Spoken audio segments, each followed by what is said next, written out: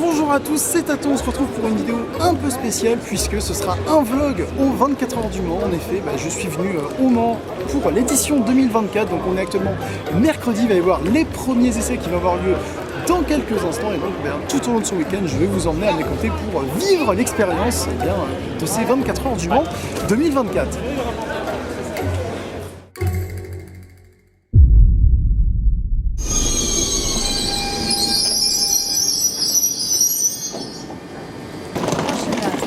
Belleville, Vendée.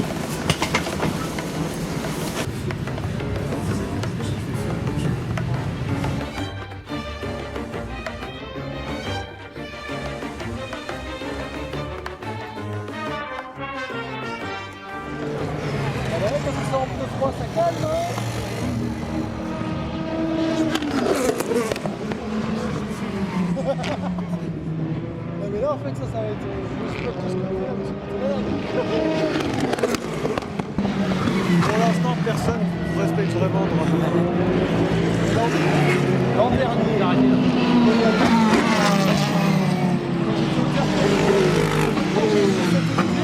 Il arrive plus de rien à foutre.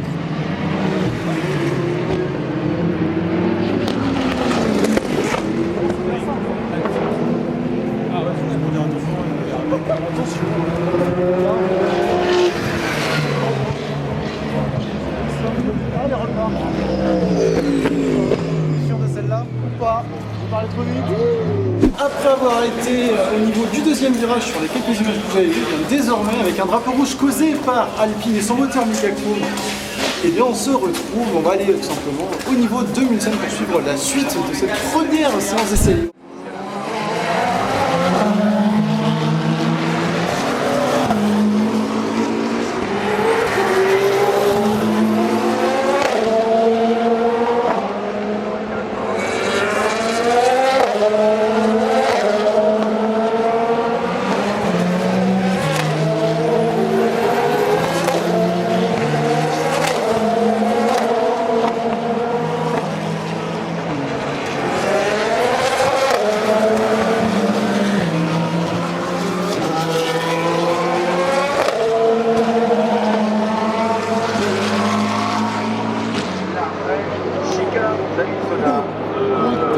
Après avoir été au niveau du virage de Mulsanne pour la fin des essais libres 1, on se retrouve désormais au niveau du virage d'Indianapolis pour la première séance qui va véritablement compter pour ces 24 heures du Mans, la séance de qualification qui va ensuite déterminer les 8 participants dans chaque catégorie à l'Hyperpole, donc on risque d'avoir pas mal de spectacles.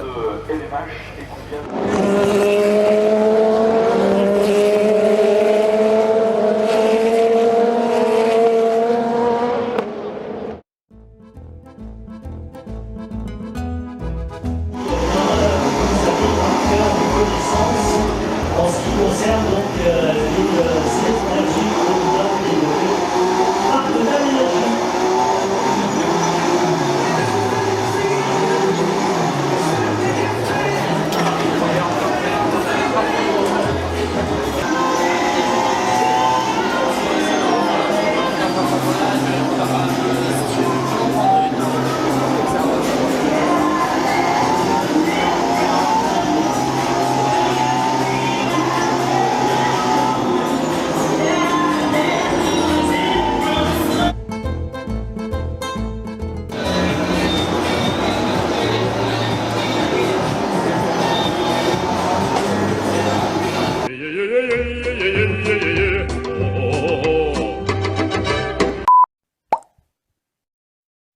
Bonjour à tous, c'est Taton, on se retrouve pour le deuxième jour de ce vlog aux 24 heures du Mans désormais jeudi, et aujourd'hui il va y avoir les essais Libre 3 ainsi que la séance de qualification pour l'Hyperpole qui va avoir lieu pour les 24 heures du Mans avec en plus une course de route tout le Mans qu'on aura un peu avant. Voilà le programme de la journée.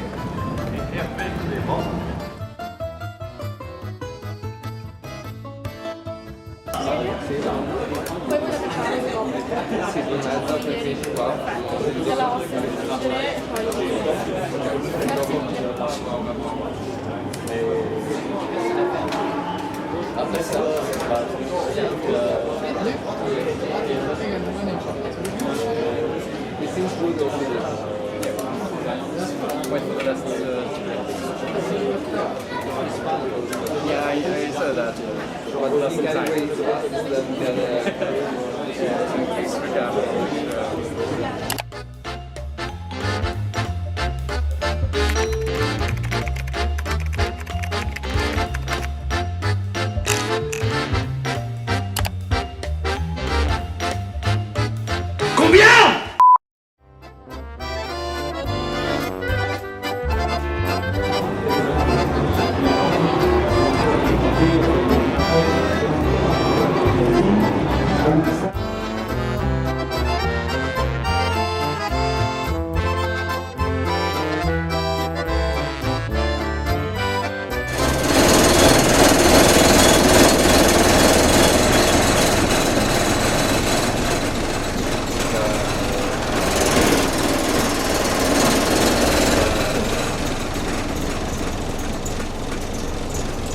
Monsieur, êtes-vous serein?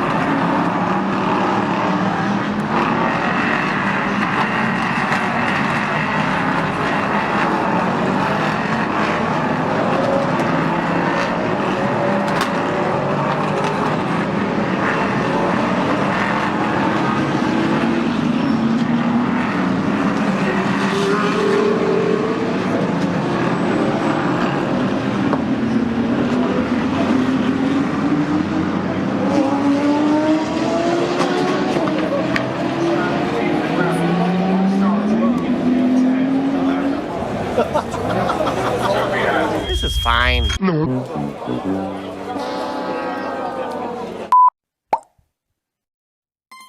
Bonjour à tous, c'est Taton, on se retrouve pour le troisième jour de ce vlog des 24 heures du mois. Alors on va refaire la séquence que j'avais fait hier soir parce qu'il y avait un peu trop de bruit dans le train de retour. Où justement je vous débriefais un petit peu l'hyperpole qui est absolument incroyable. On a eu dans un premier temps Sébastien Bourdet qui était en pôle avec la Cadillac avant de se la faire souffler par son équipier Alex Lynn. Et puis après on a eu Kevin Estre qui l'a soufflé sur la ligne. Voilà, tour magnifique de Kevin Estre qui a réussi à prendre la pole pour Porsche. 20e pole pour Porsche. Même s'il faut quand même le dire, la voiture n'était pas partie pour être en pole. Il a fallu une petite aspi entre le virage de Mulsanne et d'Indianapolis pour lui permettre vraiment de gagner un peu de temps. En tout cas voilà, très gros tour. Et du coup maintenant les roulages sont terminés, on est vendredi. Et là aujourd'hui ce qu'on va aller faire c'est aller voir le village et également aller visiter les stands parce que là on pourra être juste devant les voitures qui sont en train d'être remontées et vérifier d'ici à la course. Faut dire bonjour, c'est une vidéo. Ça restera dans le vlog.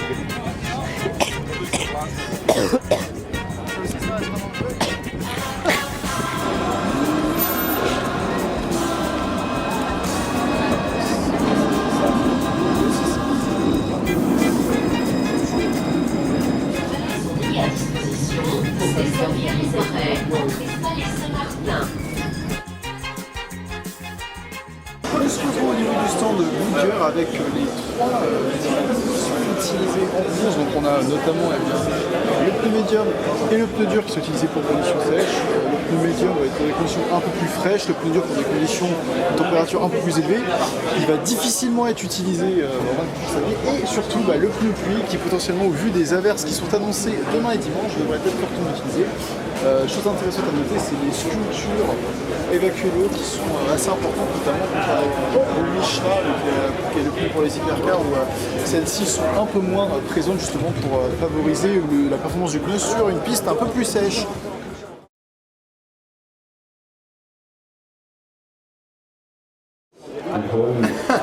I believe at least more than I would if it was only a series. I can see them on behalf of the cars. We are very fortunate to have partners that understand what we do and the support what we do. I think it's the most important because without that understanding, the support will be very difficult for them as well. And not to see them, not to see us.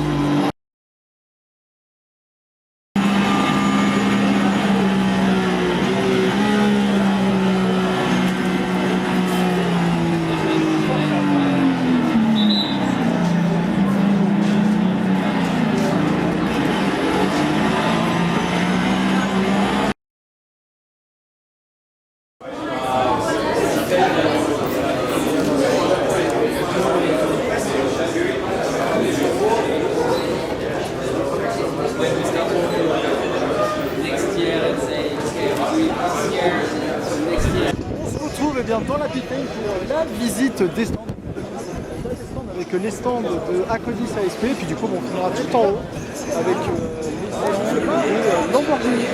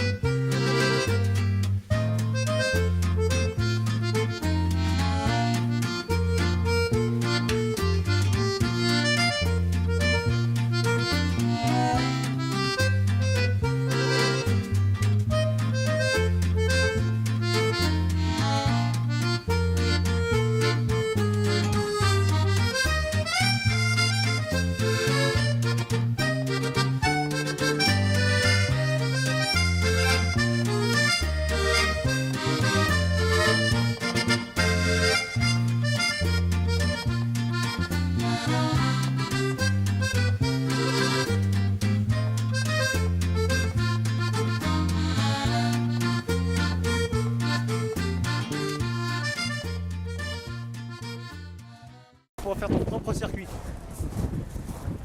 Et ça, c'est pas une bonne. C'est pas ouais, ça fait une fois. J'ai jamais vu en fait.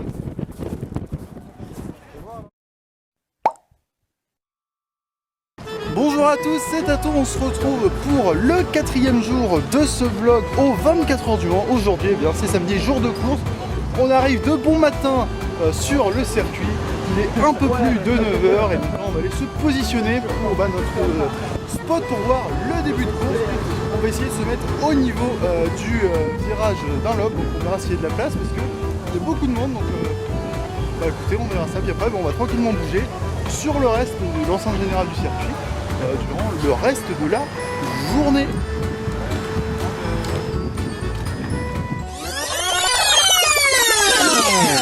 Tiens, c'est le spot pour toi ça. Ah, regarde, c'est le spot pour les handicapés. Ça sera filmé. Non. Non. Allez.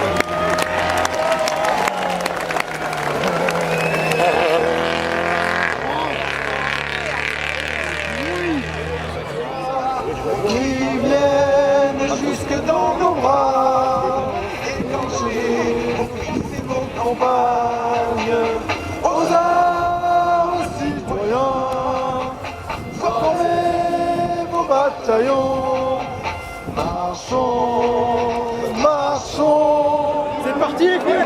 Oh là là. Allez,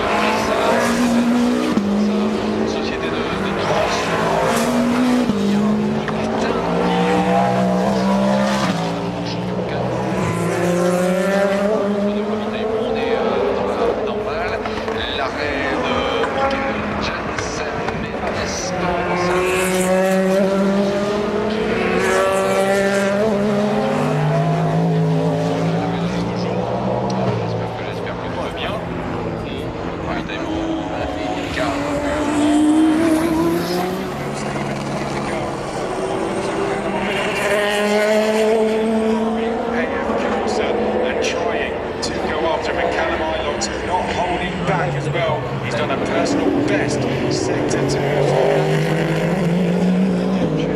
trying to get the team further up the field. This is great stuff from the squad so far. In the garage. Here, up, good. Repartir avec Michael Christensen, Valentine.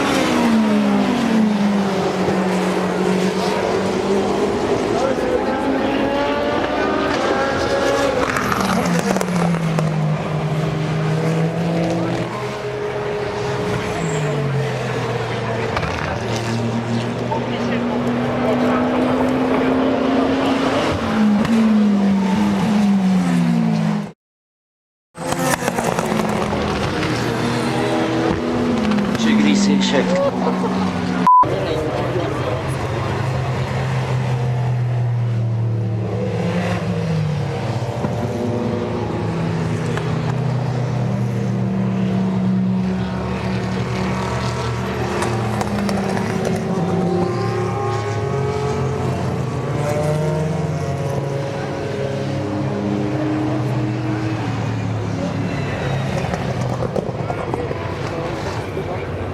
Allez, la voiture.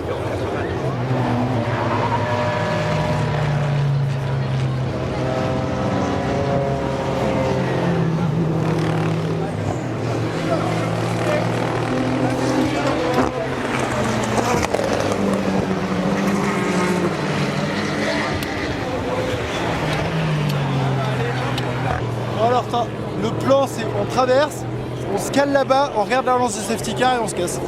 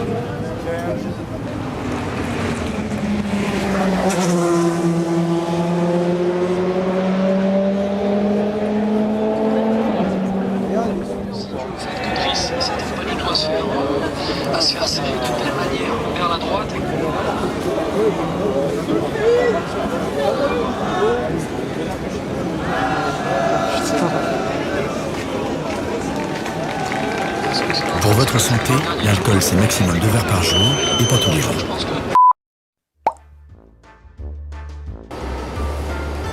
Bonjour à tous, c'est Taton, on se retrouve pour le dernier jour de ce vlog des 24 heures du Mans, jour placé comme vous avez pu le voir sous le signe de la pluie, puisque eh bien, tout simplement depuis le milieu de la nuit, c'est-à-dire 3h30 du matin, la course est sous safety car tellement eh bien, la pluie s'abat avec une intensité assez rare, en tout cas au cours des 20 dernières années aux 24 heures du Mans. Donc on est sur une édition extrêmement pluvieuse. La dernière fois qu'il avait autant plu, ça remonte, c'était en 2008, et avant ça, c'était avant l'an 2000 pour vous resituer un petit peu la chose. Donc on assiste en quelque sorte à une édition d'histoire après 4 petites heures de sommeil seulement. Et bien on retourne au circuit, donc voilà, on est rentré sur les coups de minuit lorsqu'il y a eu la première safety car suite à l'accrochage de la Ferrari 83 et de la BMW numéro 15 au niveau du virage de Mulsanne. Et donc eh bien, suite à ça on est donc rentré du virage du Tertre Rouge, et du coup maintenant on est de retour, on va partir pour aller au circuit pour aller simplement vivre les dernières heures de course qui s'annoncent assez incroyables au vu de la météo.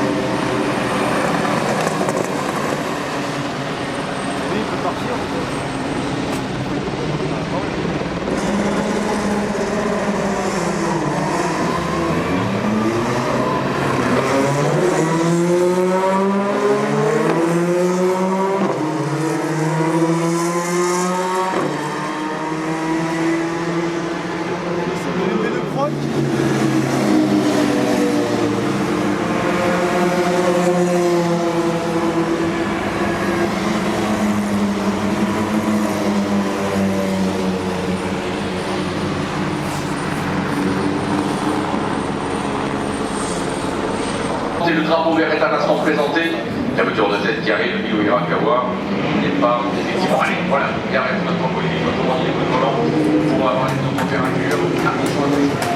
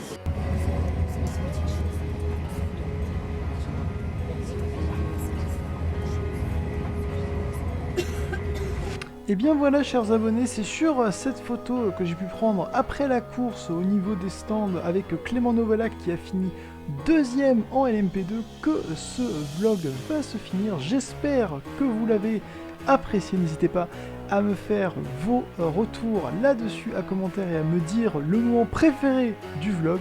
Sur ce, moi je vous dis à la prochaine. Salut!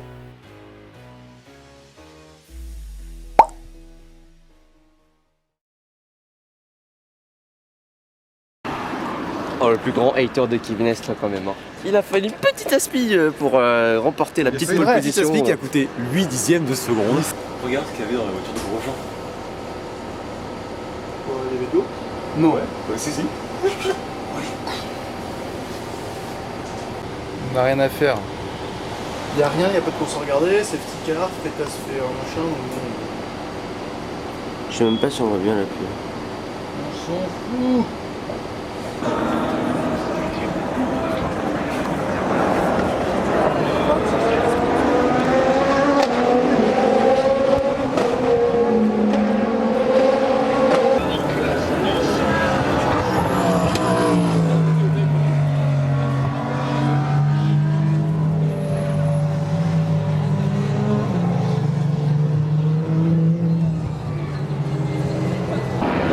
Comme ça, moi j'aurais filmé la première.